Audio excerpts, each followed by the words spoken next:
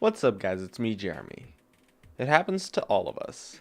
We're ahead in the game and then some stupid stuff happens that we'd rather not talk about. Our opponents mount a comeback, we throw again, and then we lose a game that was once certain victory. Here's some tips on, well, how to not do that. Let's get started. The first thing you want to do kind of goes without saying, but it's to avoid bad fights. Don't fight uneven fights, and have a plan for how you want to team fight properly. If a player gets cut out by a key crowd control ability, disengage the fight. Since you're already ahead, your opponent getting one kill doesn't mean too much, but for them, winning a team fight can be huge. Also, make sure to communicate with your team. While it may be your teammates' fault that the throw occurred in the first place, that doesn't mean you couldn't have done anything about it. Planning out the game while alerting the team of bad fights or dangerous situations through pings is crucial to avoiding bad fights. Keep in mind that communication is the only way to influence the plays of your allies, so if something feels like it's your teammates' fault, you need to talk out the situation with them. And of course, be sure to do so in a nice way. In addition, you need to play out your lead in a safe way. Pressure objectives and let the lead build up, and don't really teamfight unless it's in a good spot. Don't overcommit to fights too. You don't want to force plays. Just go for the standard play of pushing all lanes and pressuring, while after you take an inhibitor, proceed to push down the other two lanes.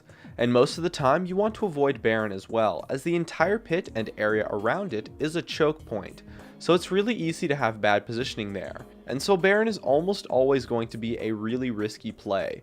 Unless you've killed the opposing jungler or other members, then you can just turn and fight if they contest. In addition, you need to understand the late game situation of your game. You always want to be thinking ahead. If the opponents have a strong late game composition, you need to be more aggressive in your pressure. But it's mostly about understanding what you need to do in teamfights. Because once the game hits the late game, you need to change your playstyle and play differently based on the comps of both you and your opponent. The next thing is actually probably the least common thing I see people do to avoid throws, and that's to control vision. And the way you do this is through pink wards. Pink wards are the replacement for the oracles of old, and when you have a lead, just like with oracles back then, having 3 or 4 pinks on the map can be amazing for controlling the vision as a team. And if you deny vision from your opponents, you deny their ability to gank you and potentially come back into the game, which is huge. Controlling vision properly while ahead by warding heavily while denying the opponent's vision through sweepers and pings will pretty much ensure that none of your teammates get caught out.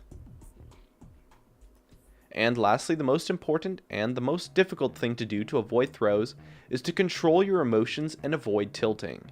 In reality, it's not just one throw that will cost you a game. It's usually 3 or 4 major throws that result in you giving up a lead and losing. After one throw, people kind of just laugh it off, like, okay, let's try for real now. But after the second one, a lot of people will get angry. And by that time, it's often too late to stop the throws that eventually result in you losing the game. Because you get desperate, you get mad, you were so far ahead, are you really going to lose? And you will if you don't calm yourself down. Take a breather and relax for a second. I personally like to use a bottle of water as my anti-tilt method to relax for a quick second after I make a bad play. Find out what works for you. Maybe it's water, food, or even just taking a deep breath and zoning out for 5 seconds or so. It's not over till it's over, and that goes for both the winning and the losing sides of a game. So never assume a game is won until you are on the nexus. My name is Jeremy, and that's it for my video on how to avoid throws. If you enjoyed this video, feel free to check out some of my others on the screen right now, or stay connected at facebook.com/gamingcurios. Drop a like, share this video, and make sure to subscribe for some more awesome content in the future. And as always, thank you so much for watching, and I'll see you guys next time.